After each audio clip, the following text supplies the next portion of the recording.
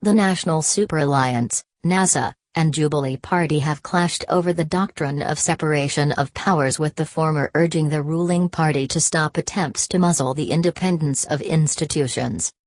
Through its leader in the National Assembly John Mbadi, NASA said the institutional relationship between the three arms of government is set to remain under intense scrutiny, as Kenyans had already defined the territory of each of them and their interface with each other through the 2010 Constitution.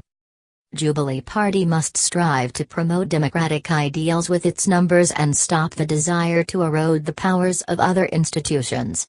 Jubilee should respect the judiciary by abiding by its orders, Mr. Mbadi, who is also Suba South MP, said.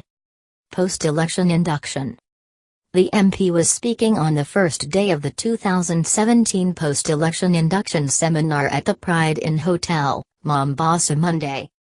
The seminar is organized by the National Assembly in conjunction with the Commonwealth Parliamentary Association, CPA, and is aimed at giving MPs of the 12th Parliament the opportunity to share ideas on how to strengthen experiences in order to promote good governance.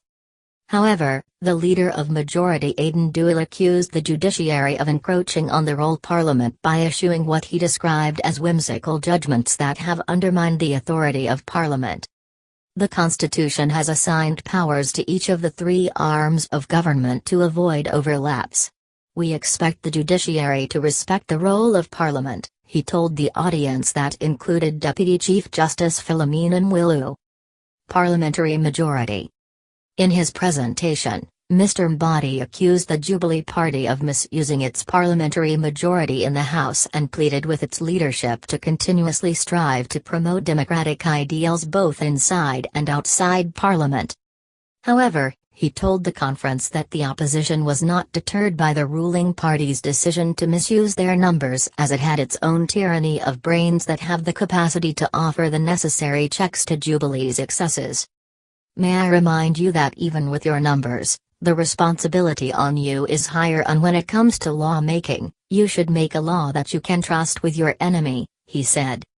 Mr. Dual particularly noted the recent decisions by the courts, which he described as whimsical and whose net effect has been to prejudice the work of Parliament. He cited the 2015 attempt to remove 6 members of the Judicial Service Commission through a petition to the National Assembly, which was injuncted by the courts even before Parliament could debate it. During the same time, attempts by the EEC to investigate some judicial officers were rebutted when the PSC declared it had the capacity to investigate the officers. Final verdict. Mr. Dual said while Parliament respects separation of powers, it would have been prudent for the courts to await the final verdict of Parliament and then review such decision, saying recent decisions against Parliament by the courts were done in bad faith. It was not proper for Parliament to injunct Parliament while it was lawfully discharging its mandate, he said.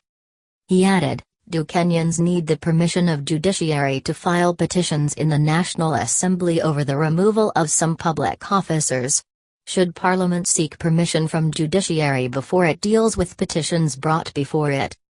Lawyer Nzambaki Tonga, however, said the conflict between the three arms of government is healthy as it is a manifestation of coherent working relationship, but warned against attempts to personalize such conflicts by any of the arms. Conflict among the arms of governments are expected and they are healthy. The contrary is what should worry us. We should be afraid, he said.